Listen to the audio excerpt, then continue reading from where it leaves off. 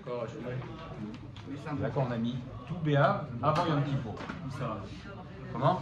Dans la Mishnah, il n'y a pas de plus grand jour de joie pour le Ham Israël que tout Béav et Yom Kippourim. Tout Béav, apparemment, c'est avant. Ah, c'est pas un peu la même chose? On va expliquer. Donc, pour l'instant, on pose des questions. Là, on se fait pardonner et là, on se fait pardonner. On va essayer de comprendre. Pour l'instant, on est l'Agmara. L'Agmara pose la question. Bishlama Yom Kippourim. Je comprends en Yom Kippourim. Mishum Deife Slicha ou Mechila. Parce que c'est le jour de la Slicha et de la Mechila, du pardon. Yom, et en plus, Yom Shenitnu Bo Luchot Acharonot. Et en plus, c'est le jour où on a donné les deuxièmes Luchot. Vous savez que Yom Kippour, c'est le jour où on a Moshe Rabbeinu est redescendu avec les deuxièmes Luchot. Donc, Yom Kippour, on comprend, c'est un jour de joie extraordinaire.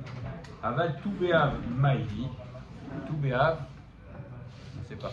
Même la Gemara, elle dit, mais qu'est-ce qu'il y a de si particulier à tout Béav? Amar Rav Yehuda.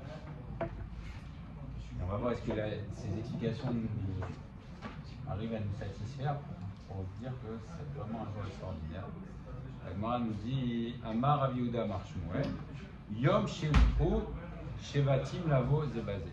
Première raison, c'est le jour où les tribus ont eu le droit de se marier les unes avec les autres, puisqu'on sait que les filles de Tzlophrad étaient venues, avaient demandé à avoir une terre, un héritage en Eretz Israël, puisque leur père n'avait pas de garçon.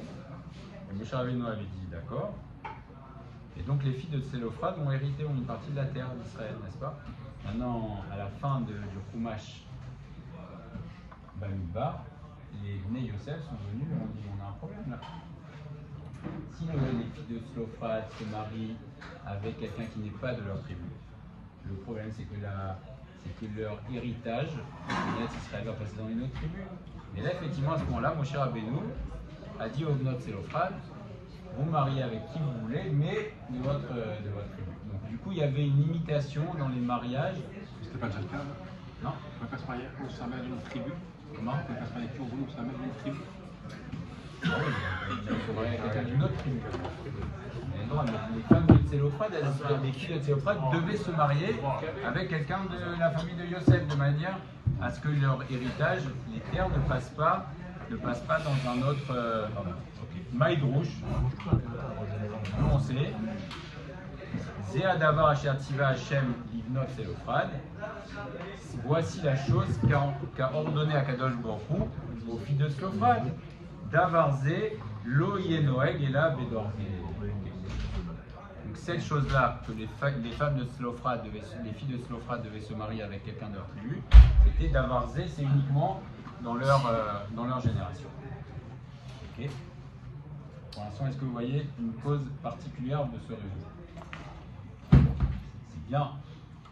Il y a des cartes, on va dire que c'est un jour extraordinaire. Alors c'est bien, d'accord. Un jour d'une puissance plus grande apparemment même que Yom Kippour. On continue. Amar Rav Yosef, Amar Rav Nachman, Yom Sheutar, Shevet Binyamin Avo Bekal. Ça c'est une cause, hein. Ça nous parle là, déjà un petit peu plus. C'est le jour où le Shevet Binyamin a été autorisé de nouveau à se marier avec les autres tribus, puisqu'il y a eu le Shevet Binyamin a failli être exterminé et détruit par les autres tribus, puisqu'il y a eu un épisode très grave qui est de Negesh à Giv'a. Il y a eu une histoire très grave avec une femme, et donc il y a eu une interdiction pour les autres tribus de se marier avec le Shevet Binyamin, et il a failli avoir une guerre civile très grave, et le Shevet Binyamin a failli disparaître, parce que c'était interdit de se marier avec le Shevet Binyamin. C'était quoi l'incident? C'est un incident grave avec une femme. Chez Nehemar, c'est marqué Ve'ish Israël Nishba Bemispa Lomar Ish Mimenu Loiten Beto Levidamin. Il y a eu un décret, c'est mon chef. C'était un homme, un juif, a juré que Ish Mimenu, un homme parmi eux, Loiten Beto Levidamin. Il y avait une xéra qu'un homme ne devait pas donner sa fille à quelqu'un de Shevet Binyamin, Leisha, Maïdrouche, Amarav. Alors, dont on sait que finalement c'était temporaire. Amarav, mimenu, velo, mibanenu. De nous, mais pas de nos enfants. Donc c'était pour une génération. Ah, après, c'est les enfants. Amarav Avachana, Amarav Yochanan, Yom, Shekalou, Vo le jour où les gens du désert, la génération du désert, ont terminé de mourir. Voilà. Alors, c'est la fameuse histoire où ils se mettaient tous dans leur tombe le 9 Av, puisqu'ils savaient qu'il y avait la Xéra. Les gens de plus de 20 ans devaient mourir. Et chaque année, ils se mettaient dans leur tombe. Et il y avait une certaine partie qui mourait. Et les autres se relevaient le matin. Et la dernière année, ils se sont mis dans leur tombe et ils se sont tous relevés. Et ils ont dit, ah, c'est bizarre, on a dû se tromper de jour. Et chaque jour, ils se remettaient, puisqu'on n'avait pas à l'époque les calendriers. Et donc, ils se remettaient dans leur tombe. Et le 15 Av, ils ont vu que c'était la pleine lune. Et donc, ils ont vu, ah, c'est bon, il n'y a pas d'erreur. Donc là, on est sûr qu'il n'y a plus la Xéra. Donc, c'était un très grand jour de Simcha. C'était ça le premier. Voilà. Ouais. Le premier, Le premier Toubéa, c'était celui-là en fait. C'était Oui. une fois que. oui. Ils ont arrêté de mourir. Damar mort, Hachelo mette midbar, lo ayat dibour Moshe. Jusqu'à ce que ça s'arrête, les morts du désert, eh bien, Hachem ne parlait plus à Moshe Rabbeinu. Pourquoi? Quoi? Pardon. Hachem ne parlait plus à Moshe Rabbeinu pendant 38 ans. Il n'a pas parlé à Moshe Rabbeinu. Pourquoi? Parce qu'au moment de la faute du Hegel, au moment de la faute du veau d'or, Akadosh Baruch Hu a dit à Moshe Rabbeinu, l'air raide va descendre. Alors le pshat, le sens simple, c'est de dire descend du Har Sinaï, va voir ce qu'a fait ton peuple. Et le sens allusif, c'est raide, descend de ta grandeur. Je t'enlève ta grandeur parce que Akadosh Baruch Hu donne de la grandeur à quelqu'un. Et même à Moshe Rabbeinu, que pour le Ham Israël. Donc si le Ham Israël est descendu, alors j'enlève la grandeur à Moshe Rabbeinu. Et donc comme le Ham Israël était dans une situation très, très difficile, donc pendant 38 ans, Akadosh Baruch Hu n'a pas parlé à Moshe Rabbeinu. Pourtant, Moshe Rabbeinu, on dit qu'il parlait face à face, entre guillemets, à Kadosh Baruch Hu. Il leur a parlé.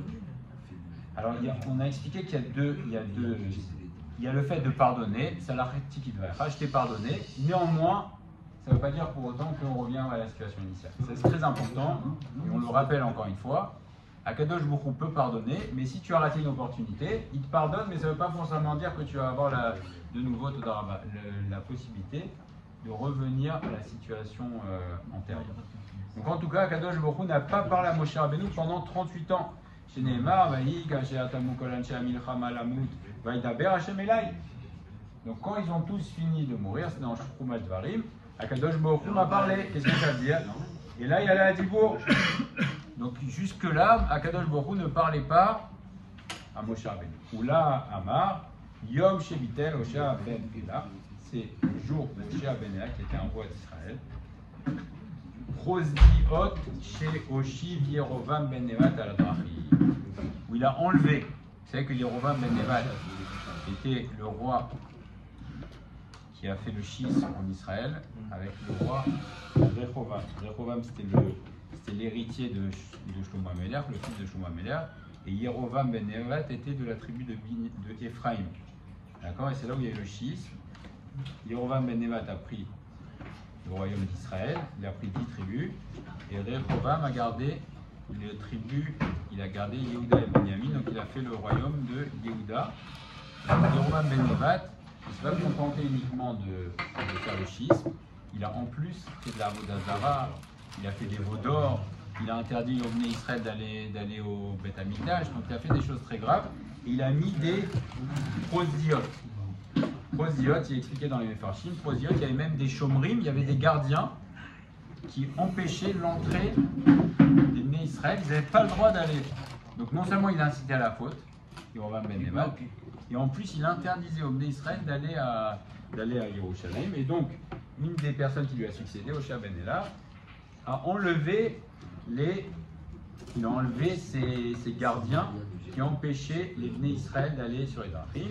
Chez Loyalo Israël à Regel, Ve'amar les Échéatsé les Galou. Et il disait, qu'est-ce qu'il disait cet homme-là? Il disait pas allez à Yerushalayim, il disait vous avez le choix, allez où vous voulez. Et Rashi nous dit, Osha Ben Ela, Racha, c'était un rachat. Parce qu'il ne disait pas au Bnei Israël allez au Beth Amikdash, il disait allez où vous voulez. Néanmoins, le fait qu'il a enlevé les gardiens qui empêchaient les Bnei Israël d'aller, c'était à tout béat, c'était une grande simra. Voilà. Il disait, si vous voulez faire de la Vodazara, faites. Si vous voulez aller au Beth Amikdash, allez.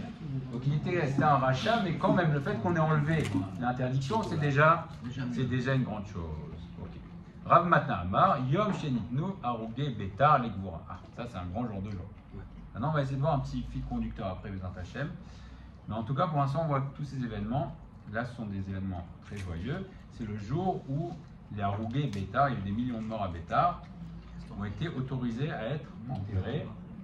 On a dit à Tisha B'Av que Adrianus Caesar, le César Adrien, qui était un fou furieux, donc a tué des millions de juifs à Bétar, et il l'a fait pour montrer sa victoire. Il a pris les corps des juifs, donc d'Aroug et Bétar, et il a entouré sa vigne.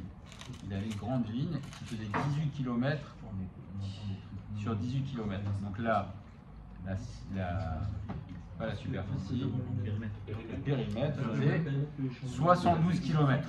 Et il a entouré avec 72 km avec les corps des juifs.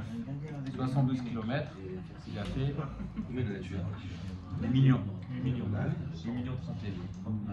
Voilà, c'était des millions de. Ok. Donc il a entouré sa vigne avec le corps des Haroug et Bétar. Et là, il y a eu un grand S. On sait que les corps pendant 7 ans n'ont pas pourri. D'accord?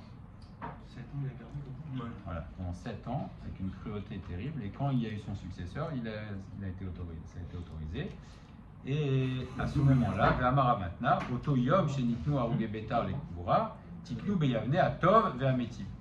Ils ont institué Atov Ve'ametiv. Atov Shelo Isrichu. Atov parce que Akadosh Baruch Hu a fait un S Atsum, qu'ils sont restés intacts. Ve'ametiv Shenitnu Ligvura. C'est dingue que aujourd'hui cette bracha on l'a fait pour le un vin qui est meilleur que. Et là c'était au tout début. Alors, Mamash, tu as eu l'idée de Tosfot. Ouais. Pirouche. Tu l'as eu. Voilà. Pirouche, Vediakat Amazon. Il y a un Gilgoul, il y a un Ou Gilgoul. Mishumari Tiknu Yoter Alayain. Atov Ametiv. C'est pour ça qu'ils ont institué Atov Ametiv. Tfi Mibeshar Dvarim. Les filles Shaya Shayu Geder Bekerem. Parce qu'ils ont servi de barrière pour la vigne. Vélo Israël. Voilà. Donc c'est pour ça. Alors c'est quoi le lien? Comment? Je viens de dire. Oui, j'ai pas compris. C'est quoi le Le lien. Dans rapport au vigne. Il a dit, c'est pour ça qu'ils ont institué sur le vin, parce que c'était C'était eux qui avaient fait le guédère de la vigne. c'était autour d'une vigne, et donc ils ont institué la Waratov et Amétiv sur le vin, parce que c'était en rapport avec le miracle, c'était en rapport avec le vin, avec la vigne. Tu es d'accord avec Tosfot? Parce qu'on disait que Tu peux ne pas être d'accord avec mon frère, mais Tosfot est d'accord avec ici. Voilà, Je le pense que miracle. on disait que le son il irriguait sa vigne celui-là. Non, plus que ça. Justement. Et on fait un bracha qui nous ramène quelque chose genre de négatif. Ok, on continue. C'est ça que j'arrive pas à faire. Encore une raison. Après 7 ans. Et Ah, on bah. part la vigne avec le son genre de. Oui, en plus. C'était en fait Oui, c'était un danger. Voilà. Ça avait danger. Rabba Verav Yosef de Amré, Tarvayu, Yom Shepasku, Milichot, Etsim et Maracha. C'est le jour où ils arrêtaient de couper le bois pour le feu, pour Beth Amikdash. Tania Rabbi Eliezer Agadol Omer, Yichamisha Asar Be'av Vaelar, à partir du 15 Av, Be'av, Tashash Kocha Shel Chama. Il y a une diminution de la force du soleil. Veloayu Kortim Etzim et Maracha, les filles chez Enam Yeveshim. Et donc, puisque le bois séchait moins, donc il y avait plus de risques qu'il y ait des vers. Et donc, c'est pour ça qu'ils arrêtaient de couper. Ils arrêtaient de couper. Et comment s'appelait ce jour? Ils appelaient d'ailleurs le jour de Tou B'Av, Amar Rav Menachia, Vekaroule, Yom Tavar Magad. C'est le jour où on cassait la hache. Tou B'Av, on arrêtait de casser. Mikan Vaelar, et là, à partir de là, des Mosif, celui qui étudie plus la Torah, on lui rajoute. Et des là Mosif. Alors, et celui qui ne rajoute pas à l'étude de la Torah, Maï Yasef, Amar Yosef, Tikbere, mais on ne va pas traduire, mais en tout cas, celui qui ne rajoute pas à partir de tout Béhav de l'étude de la Torah, c'est une chose très grave.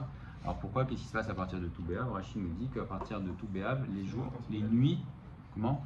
C'est les vacances au collège. Les nuits commencent à se rallonger. Et donc comme les nuits commencent à se rallonger, alors il y a plus de temps pour étudier la Torah, puisque les Sfarim Akdoshim nous disent pourquoi la nuit a été créée, pour étudier la Torah. Voilà. C'est pour ça que la nuit a été créée, parce que pendant la nuit, on a l'esprit tranquille. La journée, on est à Roud, on est préoccupé, il y a du bruit dehors et il faut s'occuper, etc. La nuit, tu es tranquille. Donc c'est pour ça qu'elle a été créée la nuit. Donc celui qui a du temps pour étudier la nuit et qui n'étudie pas, c'est pas bien. Mais celui qui rajoute, alors c'est magnifique. Top. Alors c'est très bien. Attends, et c'est quand Oui. Et c'est quand qu'on a étudié la nuit? La nuit? Tombé de la nuit, là, quand tu es en train de ça. Quand tu veux. Quand tu veux. L'idéal, le moment de grande rachamim, c'est à partir de Chatzot, mais déjà la nuit, c'est bien d'étudier. L'idéal, c'est d'étudier.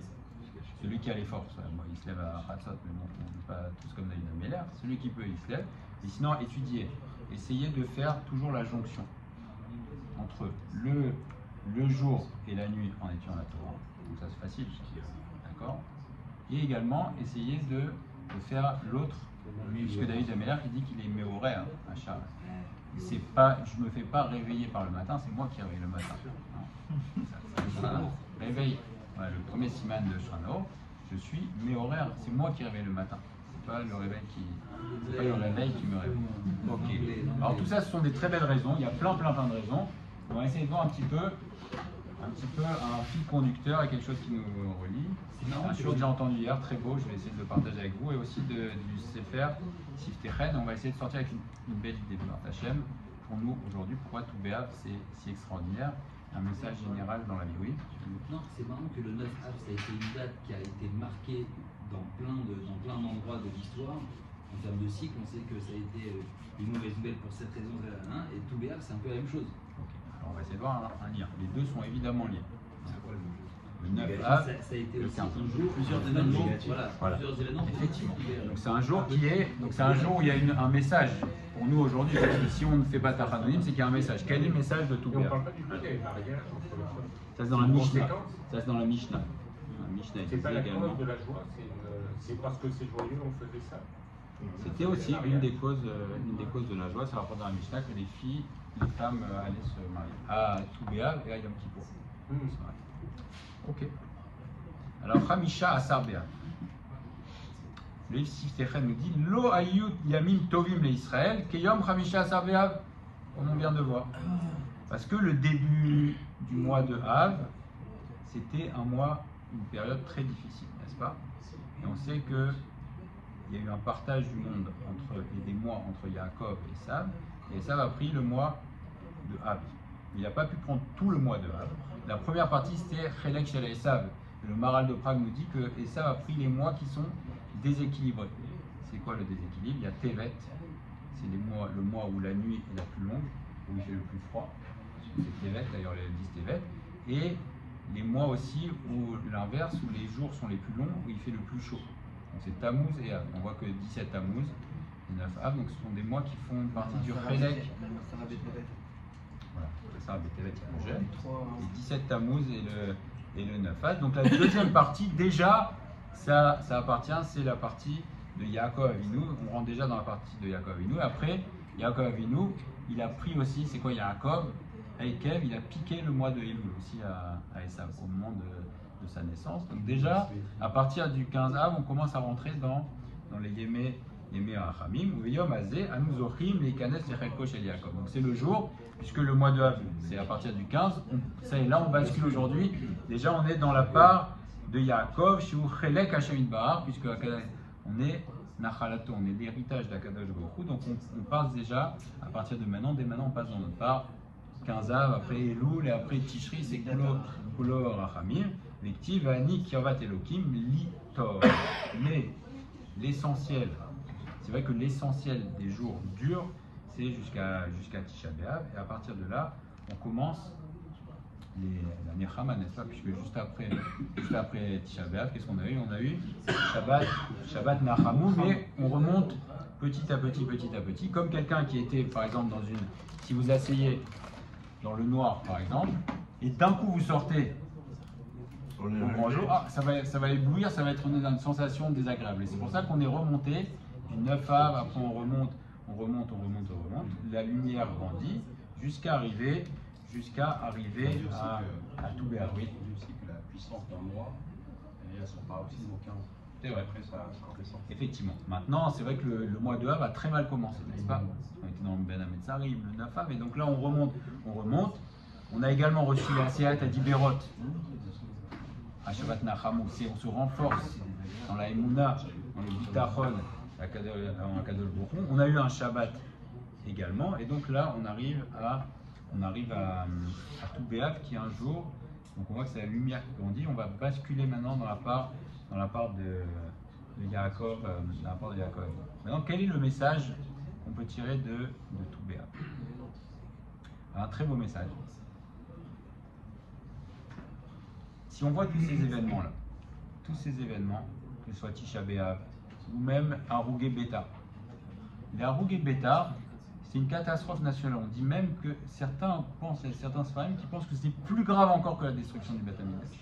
Parce qu'il y a eu des millions de morts, et ça a été également la fin de la présence officielle du Ham Israël puisqu'on sait que Bétar a duré 52 ans après la destruction du Beth Amikdash, et les Romains avaient fait Yehush, ils ont dit on ne peut pas, c'est imprenable. Il y avait Bar Korba, on a vu que l'armée de Bar Korba, il y avait 400 000 hommes qui étaient sélectionnés soit parce qu'ils avaient le courage de se couper le pouce, soit parce que après, les Chachamim ont dit à Bar Korba, tu exagères là, tu es en train de mutiler le Ham Israël, fais un autre test. Il a dit quel test? Il dit regarde, tu vas mettre chacun sur un cheval, et pendant sa course, il va arracher un cèdre.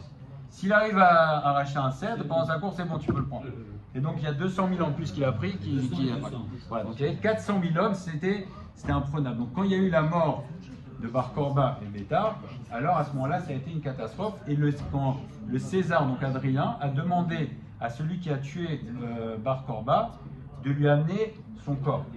Et il a dit, le César, quand il a vu la puissance de Bar Korba, son corps, il a dit, cet homme-là, il est tellement puissant que c'est sûr que c'est la main de Dieu qui l'a tué, parce que c'est impossible qu'un homme vienne à bout d'un homme pareil. Voilà, donc ça c'était Bétar. Donc Bétar c'était une catastrophe. Néanmoins, dans cette catastrophe, qu'est-ce qu'on voit? On voit qu'il y a eu un Ness extraordinaire. Il y a eu le Ness, que dans cette catastrophe, dans la souffrance, dans la douleur, eh bien, qu'est-ce qu'il y a eu? Akadosh Baruch Hu a fait que les corps n'ont pas pourri. Ils ne sont pas abîmés, et pourtant, on voit que c'était en plein milieu du mois de Av. Le mois de Av, il fait 40 degrés, laisse un corps dehors, en 2 minutes il va... Et là, pendant 7 ans, les corps n'ont pas pourri, donc on voit que même dans cette difficulté, eh bien, Kadosh Baruch Hu est là. La filou Astara, chez Betor Astara, même dans le noir du noir, eh bien là aussi je suis là. Donc Kadosh Baruch Hu n'a jamais abandonné le Ham Israël, et même dans les moments les plus durs, on voit que Kadosh Baruch Hu a gardé, a fait un S extraordinaire, à tel point que jusqu'à aujourd'hui, la bracha Atov Ve'ametiv, on l'a fait sur ça. C'est le moment le plus difficile, et c'est sur quoi qu'on dit Atov? C'est sur le fait que Akadosh Baruch Hu ait fait un grand S. Donc dans ce moment le plus difficile, le Israël il a fait un miracle extraordinaire. Donc il y a toujours, oui. Aussi, ça rappelle un petit peu les miracles qu'il y avait au temple.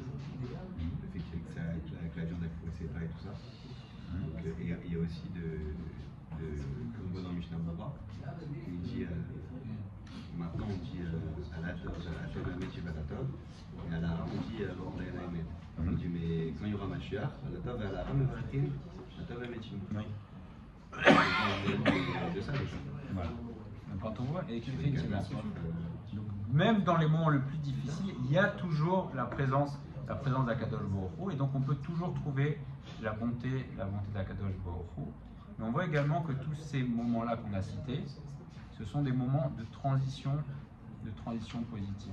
Qu'est-ce qui s'est passé? On est tombé du plus bas, et c'est le moment où, ça y est, on commence à remonter. On remonte. Tout béa, voilà. C'est le jour où les gens du Midbar, ils se sont rendus compte que ça y est, il y a la Xéra qui était finie, donc ils étaient au plus bas, hop, c'est remonté. Harugé Bétar, le 15 av, qu'est-ce qui s'est passé?